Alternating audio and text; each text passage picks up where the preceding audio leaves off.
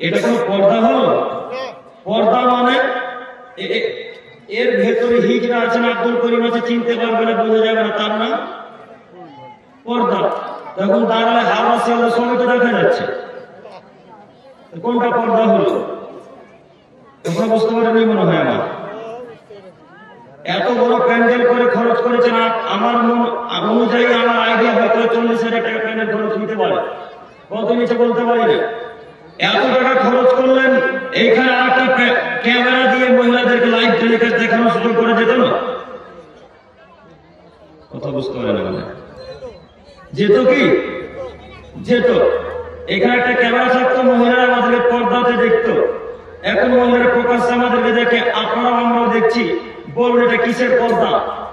কেমন পর্দা হলো? পর্দা মানে মহিলাদেরকে দেখা যাবে না, এর নাম পর্দা। দাঁড়ালে সব কিছু দেখা যাচ্ছে।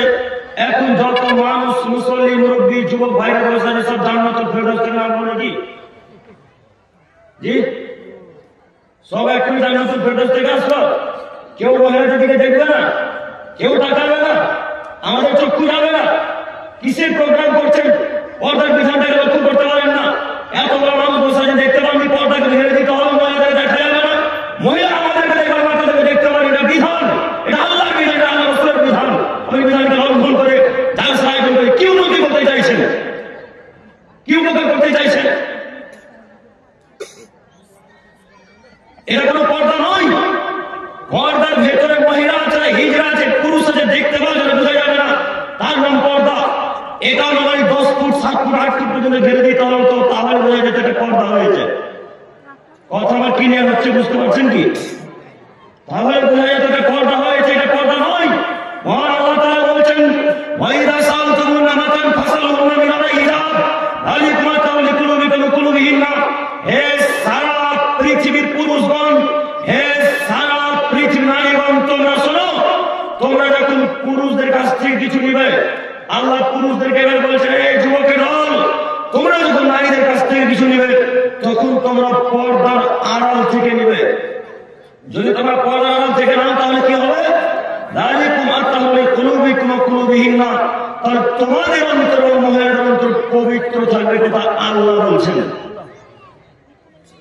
এই বাক্যের তাফসীর, এই বাক্যের ব্যাখ্যা আপনি এখন কি দিয়ে করবেন বলেন? আপনাকে কি দিয়ে বুঝাবো? আল্লাহ বলছেন, যখন কিছু নিবে নারীদের কাছ থেকে, তখন তোমরা পর্দার আড়াল থেকে নিও। নারীদেরকে আল্লাহ বলছেন, যুবক নারীদেরকে বলছেন, হে পৃথিবীর মহিলাগণ, যখন তোমরা পুরুষদের কাছ থেকে কিছু নিবে, তখন তোমরা পর্দার আড়াল থেকে নিও। এখন হাজার হাজার মানুষ দান করছে, মহিলা দান করছে, পর্দা হচ্ছে এখন?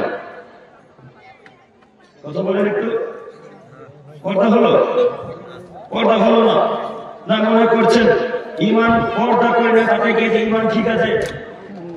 হ্যাঁ, পর্দা করে না তাতে গিয়েছে ইমান ঠিক আছে?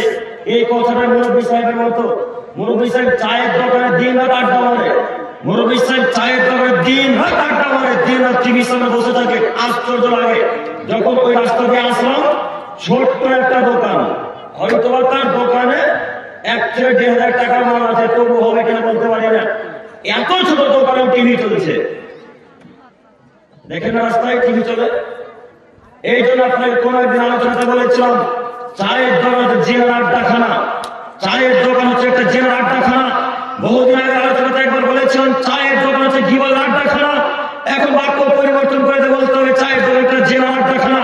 আব্দুল করিম ভাই, জেনার আড্ডাখানা মানে ওখানে কি জেনা হয়? ওখানে কি জেনা চলে? জি।